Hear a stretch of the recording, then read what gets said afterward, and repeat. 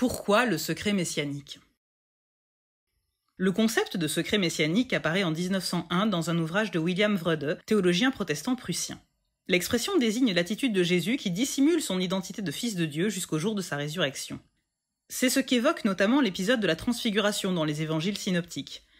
Jésus leur ordonna de ne raconter à personne ce qu'ils avaient vu avant que le Fils de l'homme soit ressuscité d'entre les morts. Le mystère sera finalement révélé lors du procès de Jésus. Le grand prêtre l'interrogea « Es-tu le Christ, le Fils de Dieu béni ?» Jésus lui dit « Je le suis, et vous verrez le Fils de l'homme siéger à la droite du Tout-Puissant et venir parmi les nuées du ciel. » Pour maintenir le secret de son identité, Jésus demanda à ses disciples de garder le silence. Jésus leur dit « Pour vous, qui suis-je » Pierre, prenant la parole, lui dit « Tu es le Christ ».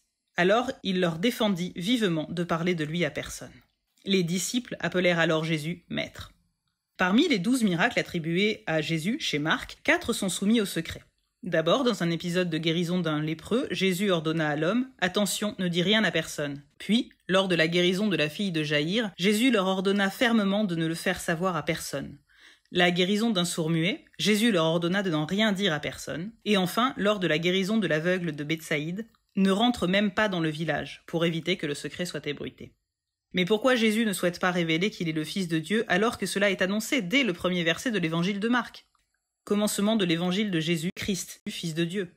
Un début de réponse semble être apporté au chapitre 9 chez Marc. Jésus enseignait à ses disciples « Le Fils de l'homme est livré aux mains des hommes. Ils le tueront, et 3 jours après sa mort, il ressuscitera. » C'est seulement en passant par sa passion, sa mort et sa résurrection que la véritable identité de Jésus, Fils de Dieu, est révélée. La suite de l'évangile présente ce que cette identité engage. Après avoir révélé son identité de Christ aux disciples, Pierre fit de vifs reproches à Jésus sur le chemin vers Césarée de Philippe. Il lui répondit « Passe derrière moi, Satan. Tes pensées ne sont pas celles de Dieu, mais celles des hommes. » Le mystère de l'identité de Jésus, qui se dévoile tout au long de l'évangile de Marc, nous invite ainsi à regarder la croix où Jésus s'est révélé Fils de Dieu et à marcher à sa suite. Si quelqu'un veut marcher à ma suite, qu'il renonce à lui-même, qu'il prenne sa croix et qu'il me suive, car celui qui veut sauver sa vie la perdra, mais celui qui perdra sa vie à cause de moi et de l'évangile la sauvera. Pourquoi le secret messianique? Maintenant, vous savez tout.